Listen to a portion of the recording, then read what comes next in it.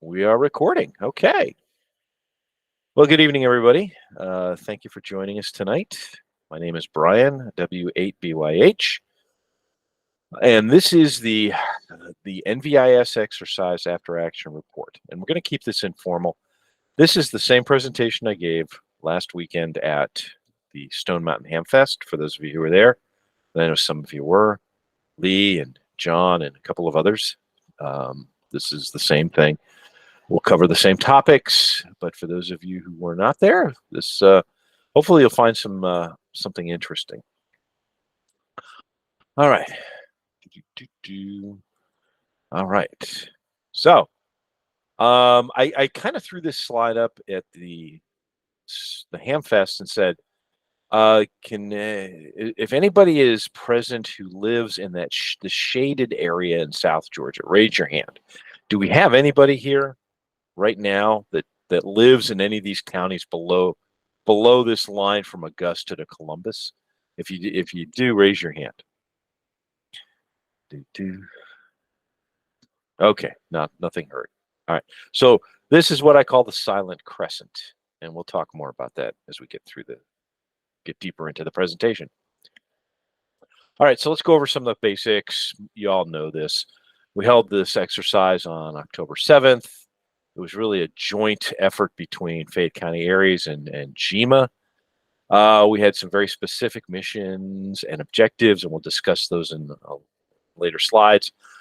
Just as a kind of go over the results. So in the state SOC in Atlanta, we logged 57 individual participating stations, and the folks down in Forsyth logged 60. Now, we had over 100 log entries in Atlanta, but what that means is we logged the same station multiple times on different modes. So that's why, you see that that's what accounts for that difference in the number of logged stations versus the number of participating stations. And 35 of those call signs that we logged in WX4 GMA were also logged by WG4AUX. So we had about a 57 to 58% overlap in stations logged. All right, let's talk a bit about county participation. 42 counties participated. We'll take a look at those counties here in just a little bit. There was a real tight overlap between the counties that were copied by Atlanta and by Forsyth. A difference of maybe one or two counties. But for the most part, counties could be heard and could be contacted by both SOCs. As we anticipated, we had really strong participation out of Metro Atlanta, and sadly, as we anticipated, we had some very weak participation in that silent crescent area, that line that goes between Columbus and Augusta. And sadly, only 3 EOCs participated. At least 3 stations that were identified themselves as operating as EOCs. So I had hoped to catch more of that, but that's all that showed up in the log. All right. As far as the county ARES groups that participated, again, this is taken from the log. We had about 15. Okay. So what's the difference? You said, hey, Brian, there were 43 counties that participated, but here's 15 ARES groups. Well, what that meant is there were a lot of counties where we had ARES members who were participating, but they didn't identify themselves as operating as part of an ARES group in that county. So let's take a deeper dive.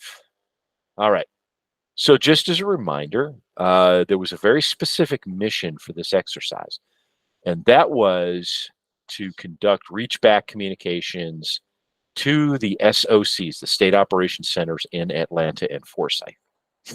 All right. That was really the big mission. Can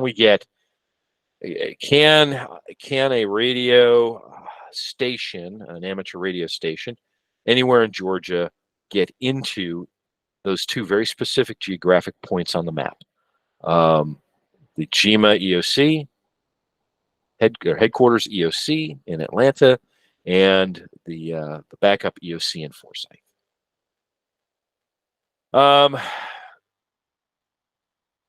So again, this is all review. These are slides from the exercise instructions. We also wanted to determine the effectiveness of NVIS antenna technology. See if we could actually determine whether or not NVIS was effective. And we also did it to allow participants to test a variety of station and antenna configurations. And this is specifically why we had 1 hour operating windows. I know it was a long exercise. Probably will not do that again if we do this exercise. In the future, won't have the exercise run that long. But it was very specific. We wanted to give participating stations the ability to change their configurations and try different things if they were just not having any success reaching either of the two SOCs. All right, execution. The only thing I want to focus on here is that third bullet, digital mode operations. PSK31 was selected because it's really the only mode authorized for amateur radios operators to use on 60 meters because of channel spacing. So we initially set it up to run MT63, and then after somebody pointed out, hey, listen, you run the risk of going out of band with MT63, we decided to fall back to PSK31 because that's the recommended mode by the ARRL and by the FCC. We also, that last bullet there, we also wanted to test coordination using some kind of a real-time chat tool. And we found out that was actually a very important tool during the exercise. Okay, so we had some implied goals. These were not explicitly stated, but they were kind of implied in the discussions and in the exercise instructions. So we wanted to simulate communications in what's called a cyber denied scenario. So cyber denied basically means no internet. The internet is down.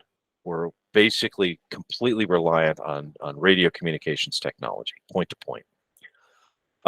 We wanted to test station and antenna setups at both of the SOCs. And I believe this is something that probably hasn't been done before, both the SOCs operating at the same time on the same kind of an exercise. So we did not use the antenna system that's installed at GEMA headquarters, and we didn't use the amateur radio station that's there. We actually operated out of the Oxcom van that was set up on the property, and we used a chameleon NVIS antenna, and we'll take a look at that here in just a few minutes. We wanted to exercise 60 meters. 60 meters is important for interoperability. It's the only place on the spectrum where amateur radio operators can come together with federal communicators like shares and with Army and Air Force Mars, excuse me. We tried to determine any differences in effectiveness between voice and digital. We tried to generate interest in the shares and Mars communities. That really didn't get too far, mainly because I didn't really poke those organizations a whole lot. I did contact like the regional director for Army Mars and said, "You think this would be something we would want to put out to the community, see if they maybe would like to participate." And I didn't really get an answer back on that one. So in future exercise, maybe we'll try to get more involvement out of those two groups. But again, I was just I gave it a few pokes and there was no interest, so I just moved on. And we already talked about the chat tool. Okay, so here are some of the pre-exercise comments and concerns that I got. As the planning for this exercise really started as far back as April, and we kept socializing the fact that we're going to have an NVIS exercise. We did a few I did a few presentations to various groups around the state, and we actually started to get some feedback, especially once the website went online and we pointed people to it, and then the first few drafts of the operating instructions went out. We did start to get some feedback. So, and some of these are very interesting concepts or comments. So, hey, we hold voice nets every week. This won't tell us anything we don't already know. Well, as I already said, this was designed to test communications into two very specific geographic locations. The SOCs at GEMA and at GEMA headquarters in Forsyth. So here's my comment. From wherever you're operating from, you may be able to get into, and you can get into because you do it every week. You might be able to get into Roswell or South Fulton or over to Stone Mountain. But do you know that you can get into 935 United Avenue Southeast in Atlanta? Okay. And can they hear you? Can they get to you? That's what we're trying to answer with this exercise. Another comment was, hey, everybody's antenna is an NVIS antenna. And that's very true on 80, 60, and 40. But the question then is it oriented properly for effective communications with the SOCs? Have you ever used it on 60 meters?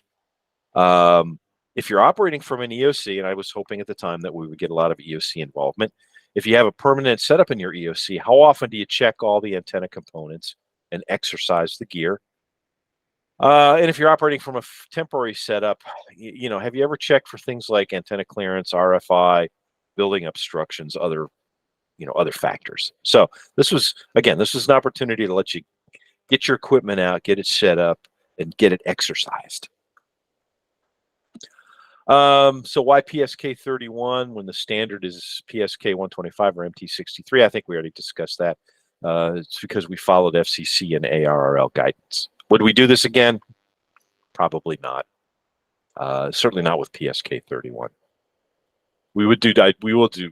My recommendation is digital modes. Yes. PSK 31. Probably not. Okay, so this was probably the number one question I got. Why no use of WinLink? So let's be honest. If it's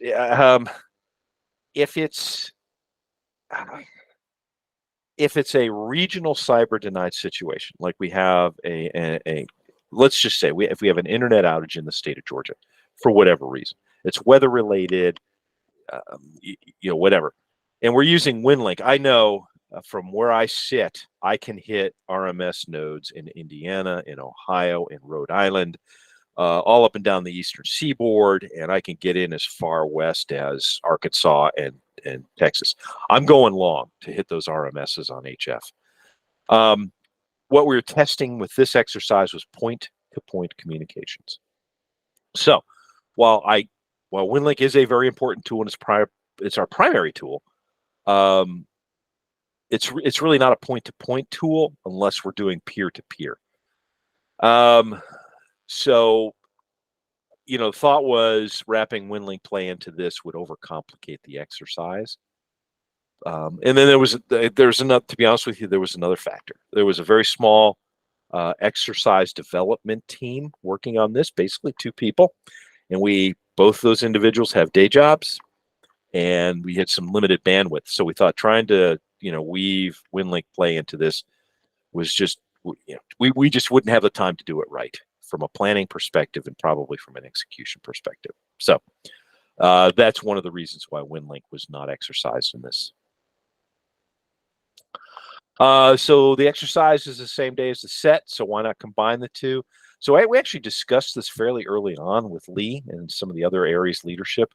The problem we ran into is that Georgia ARES was not running a state level scenario. It was left up to the individual counties, and we decided it was going to be kind of awkward to mesh a bunch of individual county scenarios into a single overarching state scenario. So we decided, it'll be a separate exercise, and we'll just tag it as running parallel with the SCT.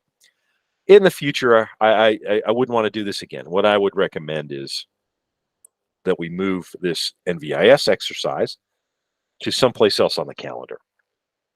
I would recommend moving it to early spring as we ramp up and get ready for the spring storm seasons. Okay, so why all the changes in frequencies and modes? Well, a lot of that is on me. We decided early on to use the Georgia ARES standard 80 and 40 meter frequencies. And then it was about midway through the planning process, Lee gave me a call and said, you know what, I think we have a conflict here. I'm going to run the set on those two same frequency sets, and it's going to run at about the same time. So about halfway through the planning, even though we had already released some of the schedule information, we had to do a flip-flop, and then there were some errors in the frequency schedules, and there was a bit of confusion. Trust me, we won't let that happen again. We'll do a better job of editing the schedules before they go out. So I'll take that as a hit on, and just make sure it doesn't happen again. Okay, so what did this exercise teach us? So again, let's review. We had 60 participating stations. 42 counties were activated. That means we had participation out of 42 counties in the state of Georgia. 15 ARES groups participated. We had participation out of 3 EOCs. Good participation out of the metro area, but fairly weak participation out of South and East Georgia. So the first question is, does NVIS work? And I'm going to say yes. I'll be honest with you. I was very surprised at how good communications were from the state EOC into counties immediately adjacent to where we were set up. Now we were using this this Chameleon NVIS antenna. Would we have had the same level of success if we were simply using a multiband dipole or anything else? I don't know. All I know is this setup with this antenna worked very well on NVIS. I was talking to Lynn on 40 meters, Lynn Bianco, on 40 meters, and it was like he was sitting right next to me shouting in my ear. And I pretty much had that same experience with just about every county in the immediate area. So Fayette, Fulton, Cobb, DeKalb, if you were close into the metro area, we generally heard you very well, and you heard us very well. And that's really the focus for NVIS. It's not how far you can go. We all know we can talk from the metro area to Savannah on, on our 80-meter dipoles, strung about 20 feet in the air. The real issue is how close can we talk? And I think, although it's anecdotal, I don't have any hard numbers that we can crunch. It just, my experience with close-in communications on low-band HF tells me that, yeah, this actually did work, and it worked better than I expected it to.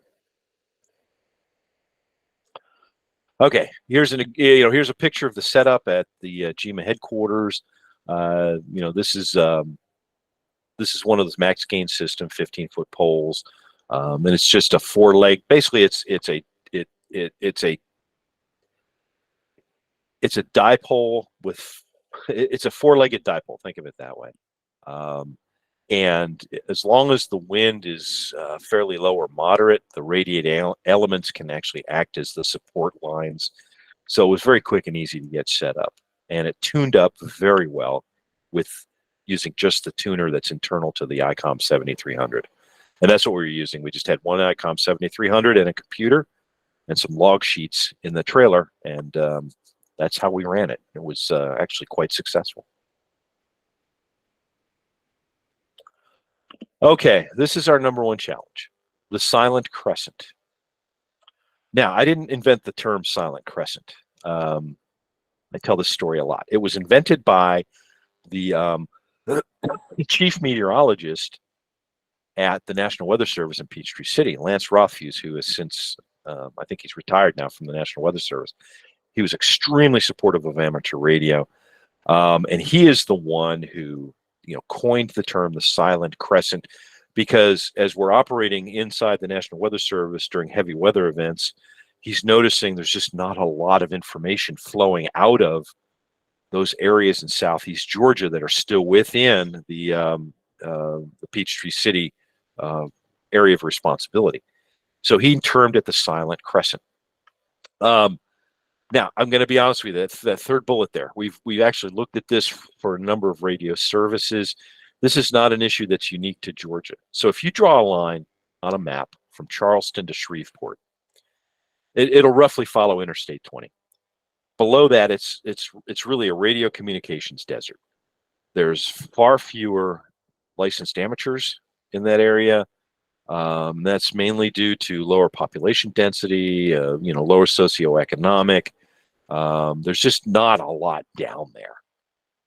So again, it's not unique to Georgia. It plagues the Southeast. The exception, obviously, is going to be Florida, which is just awash with amateur radio operators. But they get hit by tornadoes and hurricanes repeatedly. So there's an interest there. So, but really, you think about it, it's these counties below Interstate 20 that really bear the brunt of a lot of the weather systems that flow through there, especially the tornado systems and the hurricanes that come up through the Gulf. So I think I don't have an answer to this, but that last bullet is really, I think, something that needs a lot of focus. Is how do we fix this? How do we break this paradigm? How do we get more interest and activity in South and Southeast Georgia? Remember, amateur radio is a feeder for ARES, it's a feeder for shares, and it's a feeder for Mars. So I think all those organizations kind of have a vested interest in focusing on the problem. So just wanted to bring that out. That is the number one takeaway from this exercise is how do we fix the silent crescent problem? Okay, and we already looked at this. Basically, below in the shaded area below that line that runs from Augusta to Columbus.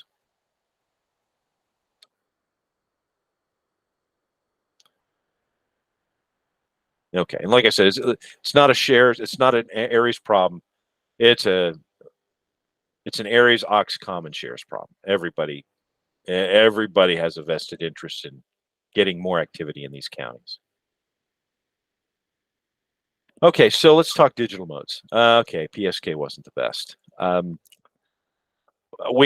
should have done a better job establishing protocols for the exercise.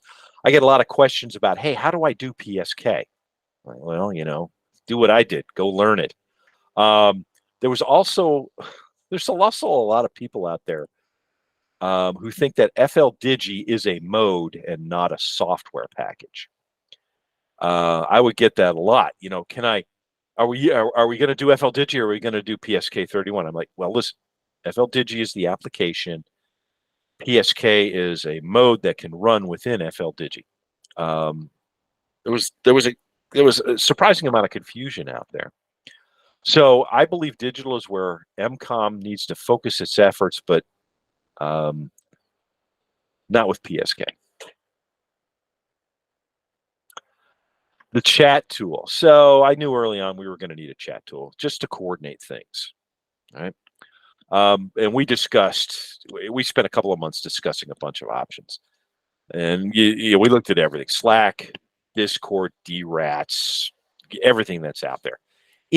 But what we knew is we needed a tool that was not going to burden the end user, was not going to require the average ham radio operator to sign up for a new service, install an application, get into a chat room. I just didn't want to burden the user community with all of that. So, with the assistance of Joe, who actually did a lot of this, we got a hold of John Hayes, K7VE, and got the source code for the tool called QSO Chat, which is a very lightweight browser-based chat system. Doesn't require any sign up. All you do is go to the URL and you're in the chat. You do have to authenticate with your call sign, but that's really about it. And I think it worked really well. Is it a tool I would carry forward in future exercises? I'm not really sure, and we'll talk about why here in just a few minutes. And this was the chat tool. This is actually being hosted on a server that's being run by one of our KK4GQ members, and Joe did all the coordination to get it all set up. So thank you, Joe, for that. All right, so let's look at some of the statistics. So these pie charts you're seeing come from That after action form that I put out when the exercise closed, I said, everybody go here and please submit your responses. So we had 32 folks respond. So I asked them, what did you think of the chat tool? Was it useful? And should we use it for future exercises? And 75% said yes. Don't know what the other 25% were thinking, but okay. 75% said, yeah, keep the chat tool going. It's something important to the exercise. So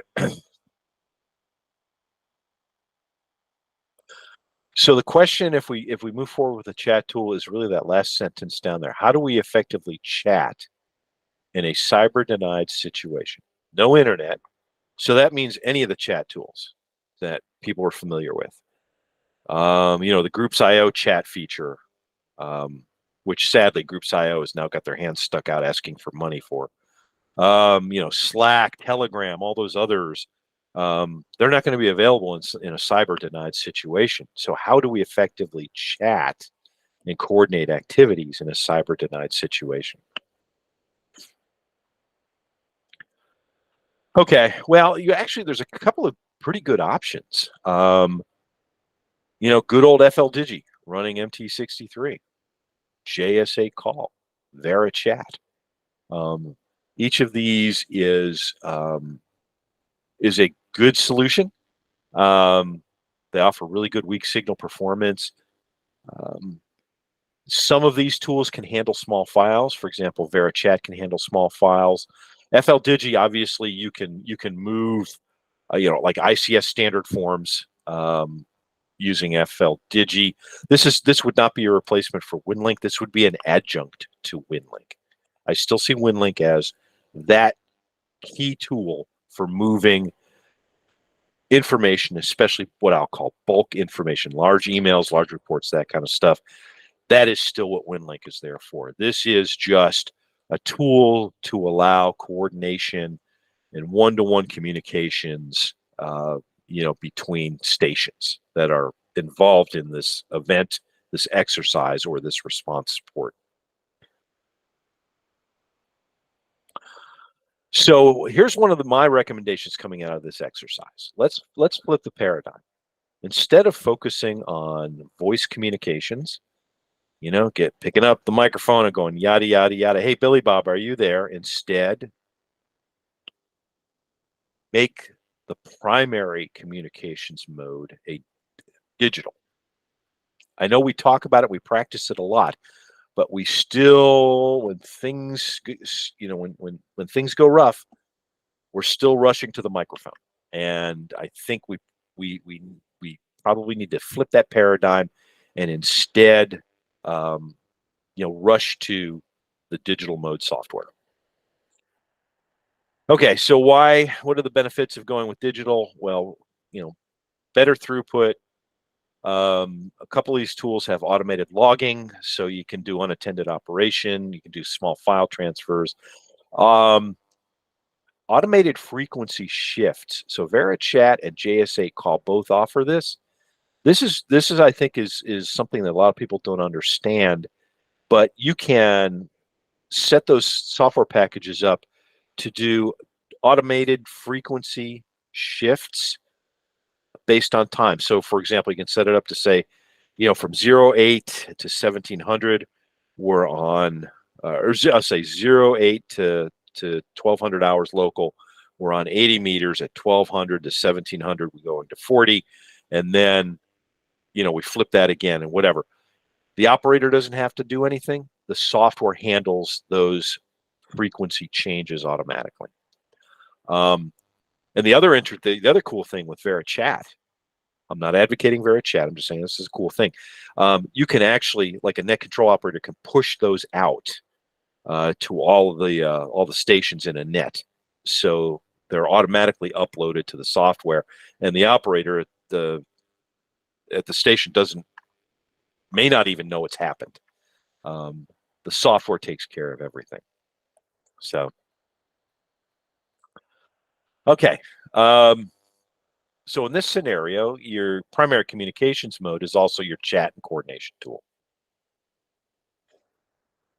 Will we still use voice? Of course we will. But the primary focus, the primary tool we use to chat and coordinate would be digital. Okay, let's go. Let's keep moving on. Again, some feedback from the after action form that I asked people to fill out. Did this exercise improve your confidence in your ability to contact the State Operations Center? So about 77% said yes, it did. There were a few folks said, yeah, no, I didn't, not really. I already knew I could reach those, but for the most part, participants said, yeah, it did. It helped me improve my confidence in my ability to reach either of those two SOCs. Okay, the big question, should we do this again? And of course, everybody's going to say yes. Of course they are. Who's going to say no to an exercise that lets them get out and play radio, right? My comment to this one is be careful what you wish for, because if we decide to do this exercise again, we're going to be looking for a much larger planning team, and we're going to be looking for a larger participation footprint, especially at the SOCs. So we'll talk about why here in just a minute. Okay, some of the comments that I got as part of this after action review form. Net control needs to control better. Just asking for calls from all over the state meant pileups. That's true. Okay, so we did it.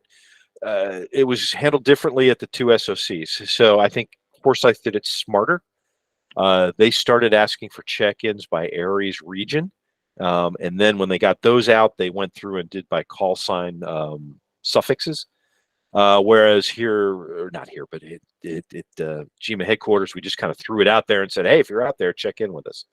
I like the way Forsyth did it, and that's probably something that we'll codify if we do this exercise again. Verify before the exercise that all information is configured correctly. So this was a comment somebody was making about themselves. And I said, yeah, of course. Yes, make sure everything works. The worst time, so I'll say this. So I'm also the guy that does the situational awareness map. And every time I give a presentation, I always wrap it up with practice, practice, practice, because the worst time to try to learn how to use that map is when the hurricane is knocking on the back door of your county. So, you know, the worst time to test to set up and make sure that everything works with your NVIS antenna setup is during the exercise. Do it ahead of time. So when the exercise comes, you already have confidence in your equipment. So NCS needs to control frequencies better on both sideband and PSK31. Well, this is one of the reasons we had the chat tool. And this comment was specific, I believe, to the fact that in Atlanta, we actually had to move off of 80 meters and back to 40 meters on one of the voice sessions. Well, that's why I had the chat tool. And we were telling people monitor the chat tool because we anticipated things like this were going to happen. So again, that's why we felt the chat tool early on. I knew the chat tool was going to be important. 80-meter voice did not work in the after. Of course it didn't. Okay, 80-meter voice was unusable at the SOC in Atlanta. It was absolutely unusable. So we were forced to move back to 40 meters. The chat idea was great, but kept bumping me off. Well, that's one of the limitations of this particular chat tool, because it is browser based and there's nothing is archived. There's no server log that captures everything and lets you get back to where you were. If you refresh your browser or close your browser and open it back up, you were losing you lost your record of that chat session. That's just a limitation of that tool. Need 2 to 3 more folks at the SOC in Atlanta. Yes, we did.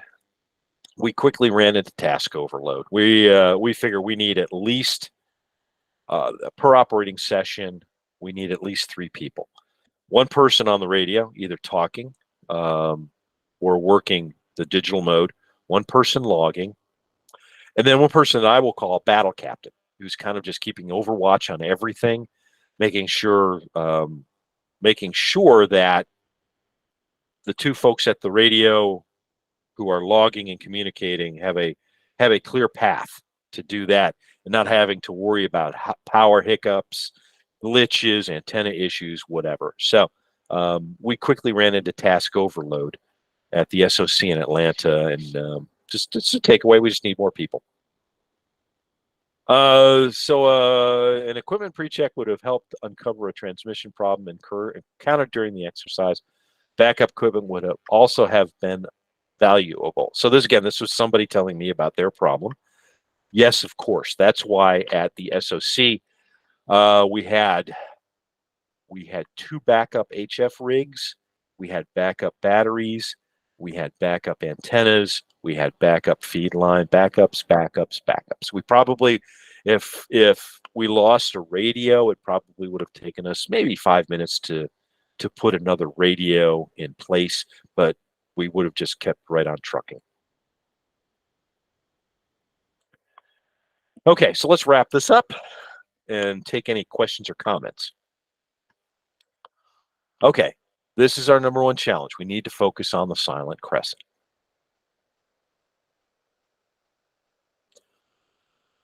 Again, give strong consideration to focusing on all digital operations. Voice is just the backup. Let's flip the paradigm here at Georgia ARES. NVIS works, at least anecdotally, it works. Yeah, we need to improve the exercise operating instructions. And we know where the weak points are, and we'll just make improvements the next time we run this exercise. Either tightly couple the exercise with the set or move it to another spot on the calendar. And I'm going to just recommend we move it to another spot on the calendar. So this one,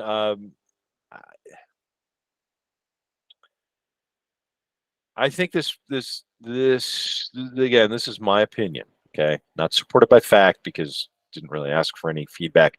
But I think this exercise, as a state level exercise that is run from the 2 state SOCs, this should be under the aegis or the umbrella of Oxcom and not ARES.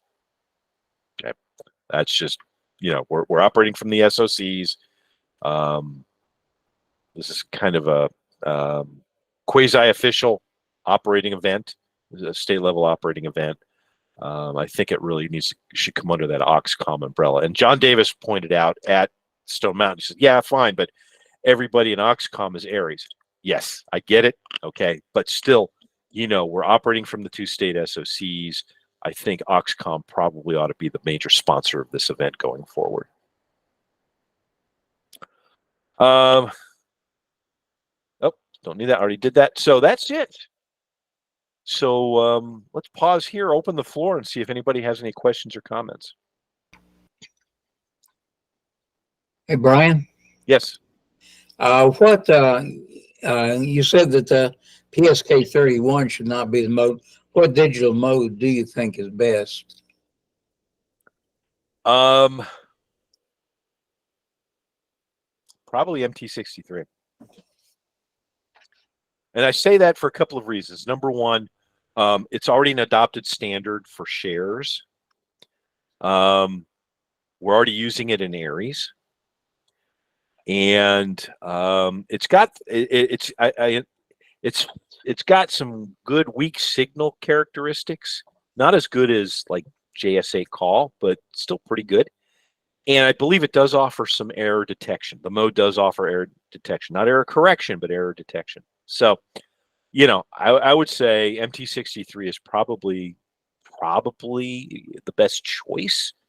FL Digi will run it just fine. So, I don't see any need to change there. If I were king for a day and could sit down and make my own choice, I would probably not go personally. I would not recommend MT63. I'd probably recommend JS8 call. But okay, MT63, everybody understands it. Most folks have no trouble running it in FLDigi.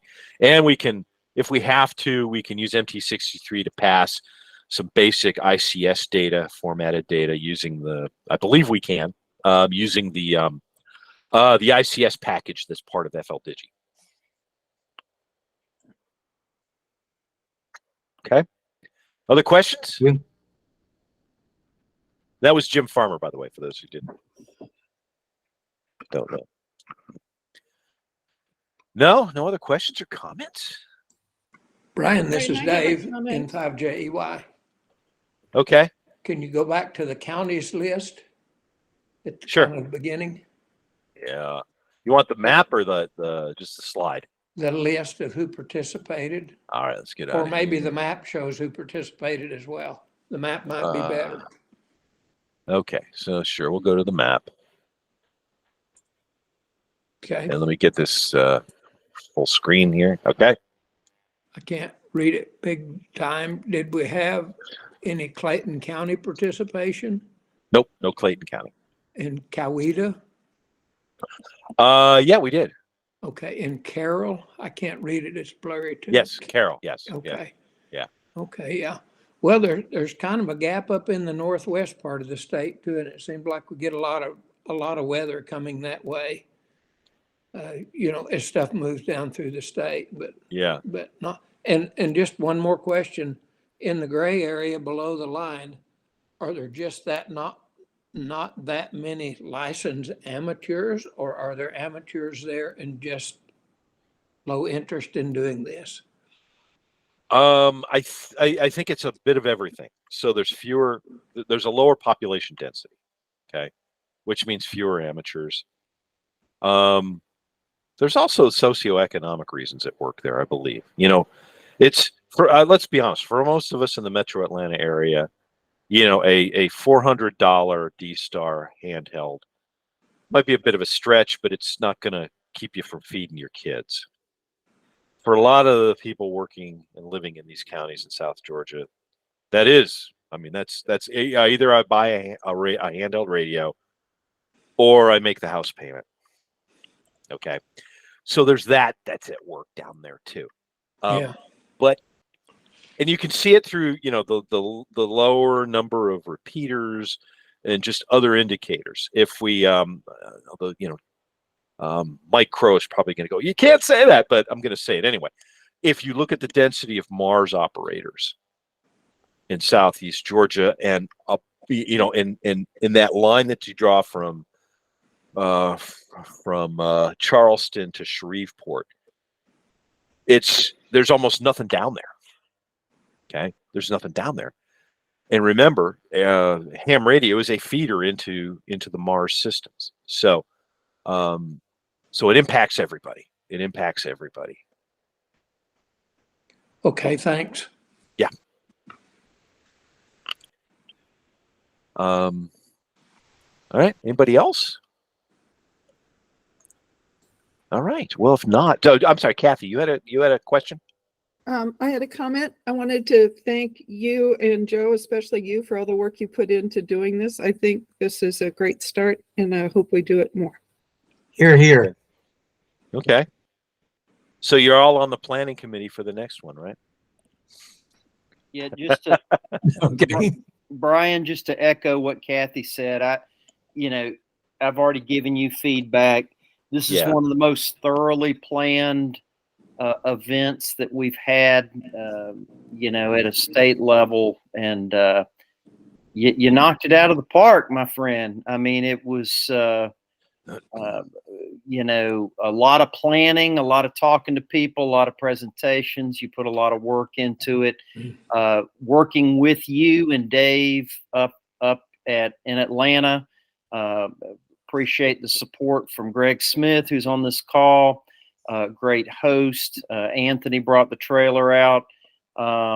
It was a great exercise, and I just want you to know how much it was appreciated. And this AAR is very thorough. And that silent crescent is you're spot on. A known problem with not so many easy fixes. And I think you're aware of the challenges there, the population density, the economics, but gives us something to aim for in the future. So anyway, thank you, Brian. Okay. I did So- have one more comment Okay. that piggybacks off what Joe was saying, and it's something that's implied, but it hasn't come out in any of the other things. But this is a really good, real life, real time example of how to do good planning and good execution and good after action. So people that are new to this, like me, that's one of the reasons I volunteered to help next time, because I need to learn good planning skills. So that's something we need to thank you for as well, Brad. Okay. Well, thank you. This So is I can't. Oh, go ahead. No, go ahead, Brian. This is Well, Dave. I can't wrap this up without saying thank you, first of all, to Joe. Joe was the really the guy I bounced everything off of, and he's the one who did a lot of the coordination. And he was the one who got the chat tool set up. And it was really easy to bend his ear on a lot of these issues. So thank you, Joe. Lee Stone. Lee and I talked a lot as we going through this. So Lee, I appreciate your input on this and help me deconflict a lot of the stuff that was popping up. And Greg Smith for graciously letting us set up at GMA headquarters, actually being there during the exercise when he's trying to close on his house. And get his household moved. So Greg, I do appreciate that. So let me jump in. If you've got good copy on this audio, I operate still in a less than mode here at the new abode, but we're looking forward to doing this again at some point. As in our conversation, the others haven't heard. Am working toward rebuilding new infrastructure there at the Atlanta SOC and the alternate SOC, as we're trying to acquire new, more modern equipment. And as you saw from the location, of course, the antenna situation, trying to find the right antenna for that location for how we have to operate. I would love for the next time that we do this to be able to operate from that equipment. Obviously, bring your own to always back it up. But glad to have you there. Glad to be able to host it there. I wish accommodations had been a little more, what we would have normally operated from, had there not been all the construction going on out front, and to be able to operate from the SOC. So, like I said, Yeah. Glad to be able to, have you guys there. It was a great test. Looking forward to trying to do it again in the future. Okay, thank you, Greg. I appreciate it. Yeah, good point. Next time, let's do this from inside the SOC. So anyway, and the last person I see, Lee, you raised your hand, but the last person I have to acknowledge is John Davis. So John and I, John brought a lot of really good observations to this. We talked back and forth a bit about using DRATs and D-Star. John, I apologize, I was just not able to make that work, but it's something in the mix for the next exercise. But I appreciate your helpful comments. Everybody was helpful. There were no sharpshooters on all the folks that I reached out to. Usually there's a couple of people that are just kind of like, oh, this ain't gonna work out. But everybody was supportive. Everybody, when I asked for some assistance on something, everybody bent over backwards to help out or get me the answer. So I do appreciate that. And so thanks, John. And Lee, I'm sorry. Go ahead, and I see your hand went up. Do you have a question? Hey, Brian. Good evening, everyone. No, just a comment, Brian. I really appreciate you handling all this portion of the exercise as a portion of the SET. Sorry I didn't have more time to spend with you. I got right in the middle of developing a new website so that we could improve our communications related to the SET, and it was taking a huge amount of time because I am not